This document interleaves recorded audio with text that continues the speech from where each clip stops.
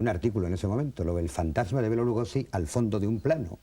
Y al poco me encontré con esta película. Y además esto me hizo releer una novela que no sé si conocéis, de Stuart Kaminsky, del escritor de novelas policíacas, que suele sacar personajes reales de esa época, que se llama Jamás te cruces con un vampiro, que cuenta la última época de...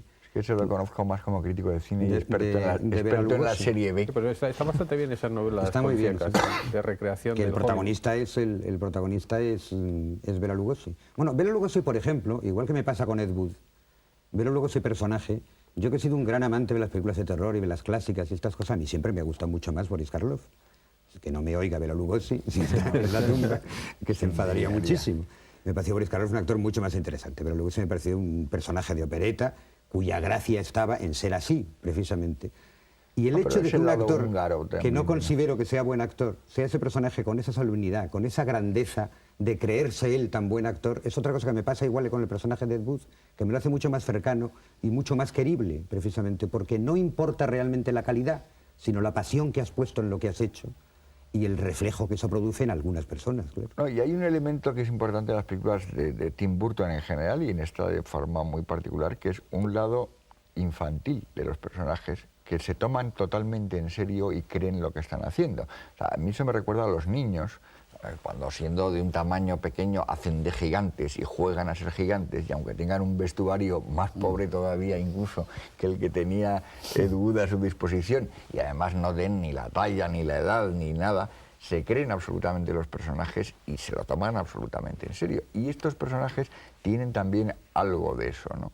Y es una parte, yo creo que hay un movimiento por parte de Tim Burton de intentar que renacemos con nuestra memoria de juventud. A mí la verdad es que cuando vi, por ejemplo, Eduardo Manos Tijeras, lo primero que pensé es en la infancia recuperada de Sabater.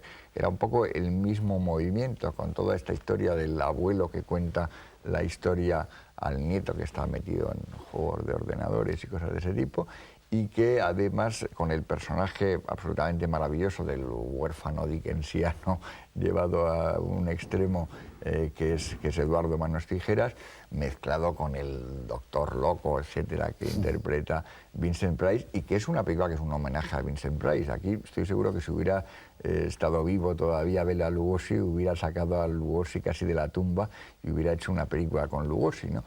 Pero que se le haya ocurrido la idea de utilizar a Martin Landau, que efectivamente tiene un cierto parecido, pero que evidentemente, igual que Tim Burton es mucho mejor director que Ed Wood, también Martin Landau es muchísimo mejor actor que Bela Lugosi. Entonces, ese elemento que hay de no considerar que es algo que está por debajo de su nivel, el hacer un homenaje, es que es muy raro, es decir, hacer homenajes a gente que está por encima de uno es muy normal, pero hacer homenajes a gente que claramente está por debajo del nivel de uno... Ya, pero sin pensar que está por debajo. No, por eso, sin esa actitud claro, eso es lo que decías de la generosidad y la tolerancia, ¿no? Claro. Y luego hay una cosa que... Y sin esa ironía, por ejemplo, hay una cosa que a mí me indigna. Las películas de Ed Wood están editadas por todo el mundo con este eslogan, está aquí traducido del inglés: otro bodrio del peor director de cine de todos los tiempos. Y esto es algo que pretenden venderlo. A mí esa actitud, que es la actitud camp, kitsch y demás historias que estuvo muy de moda en los 60, que parece que con el posmodernismo ha vuelto, a mí debo decir que me saca de quicio.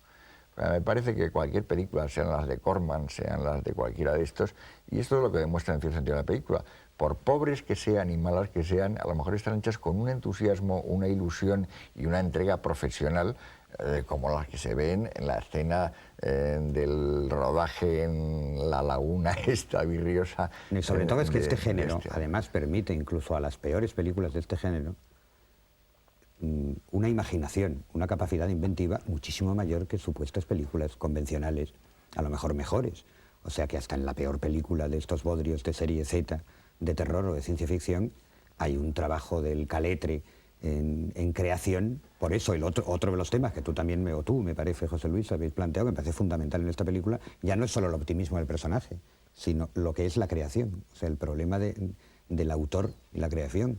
El problema de ser capaz incluso de ir aceptando todas las cosas que te dice un supuesto productor a una velocidad de vértigo, asumiéndolas como si fueran tuyas, inmediatamente y modificándolas, eso es creación también. Claro. O sea, es adaptación. El asumir los condicionamientos para poder realizar tu sueño e incluso intentar que esos condicionamientos puedan ser beneficiosos para la película, luego lo serán o no, eso es creación. Me gusta vestirme con ropa de rapidez, mujer. esa forma con que convence al primer productor de que es el director más mariquita. indicado ¿Qué él va? Me encantan para las hacer esa mujeres. película tan Cuando rara me que ha pongo leído su en un ropa me siento más periódico. cerca de ellas. Esos ojos de Johnny ¿Y no es marica? Depp, que a mí No, me parece soy que muy está hombre, estupendo. hasta La con película las es mujeres. espléndida. Como Esos ojos de Johnny Depp, de mujer debajo de cuando mi cresta. va a confesarle a la primera persona a quien se lo confiesa, que es a este productor, Salté en paracaídas lo de sus llevando sujetadores características de especiales, o sea, eso de que le gusta ponerse los jerseys de Angora, es una capacidad de ir acumulando en tu proceso creativo y artístico todas las cosas que a ti se te ocurren o que se le pueden ocurrir al de enfrente, que a mí me parece magistral. Porque Por va aparte, sirviendo todo.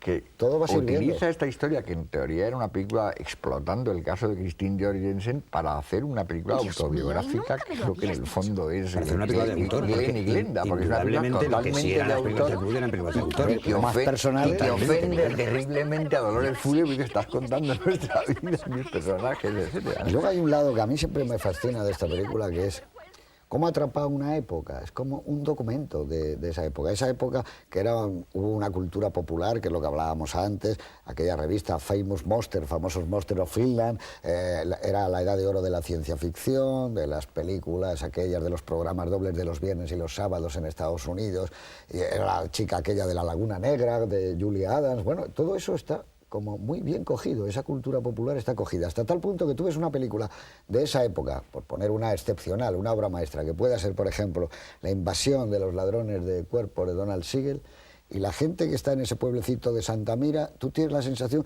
que son estos tipos que andan por esas calles también en el casting de la película de este hombre. Es como si hubiera atrapado muy bien la época. Es decir, que esa gente que tú estás viendo, que van al cine, que les gustan esas películas, los anuncios en las marquesinas, todo eso es como de los años 50 real. Y eso es muy difícil de haber Eso lo más recogido. alucinante es cómo ha conseguido encontrar actores que son exactos que los actores originarios que utilizaba Ed Wood, porque es que el parecido del, no me acuerdo cómo Luchador, se por llama, ejemplo. el luchador, que se Thor, llama Thor. Es igual, es exactamente pero el que igual. se ha sacado ahora es igual. Ahí hay una cosa que es muy graciosa, que claro, Vampira, todos esa los que está muy auténticos están muy viejos. Por ejemplo, Conrad Brooks, que es uno de los secundarios que salen siempre todo el rato en las películas de este hombre, junto con el Paul Marco, está interpretado por otro actor. Pero él sale también de secundario, que debe ser el único que El Paul Marco es el que luego te superviviente. cuentan que actualmente era el presidente del club de fans del Paul Marco. De Paul Marco, sí, sí. Luego Debe mantiene- ser él mismo solamente. Luego ¿no? mantiene muy bien la distancia, porque, por ejemplo, en un momento determinado en que Bueno, ¿y Dolores cuál es Fuller le nuestra dice, relación? ¿Somos dime algo buenas del amigas? personaje, de esa secuencia y tal, y dice, mira, tengo que rodar no sé cuántas situaciones, no estoy yo para dar este tipo de Si indicaciones. tengo Incluso- 5 días para hacer esta película, no me Sí, den hay que la escribir lata. el guión en 3 días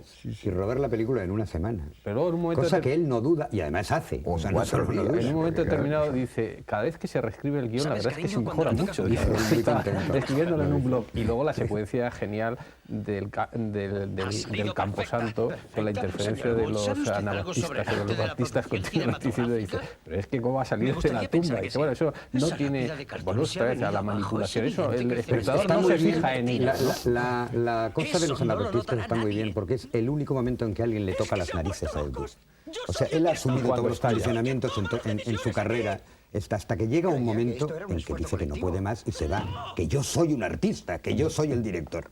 Siente esa necesidad que hasta Ed Wood, insisto, Ed Wood personaje, siente. Entonces viene esa secuencia maravillosa de Orson Welles en que le convence que lo que tiene que hacer es luchar por los Ay, suyos. lo que Luego está ello muy pone en bien, su muy sitio bien. los anabaptistas. Eso sí, acepta un anabaptista de protagonista, de todas maneras, como vemos después, pero reivindica, incluso dentro de esta capacidad que tiene de asumirlo todo, Su autoría. su autoría.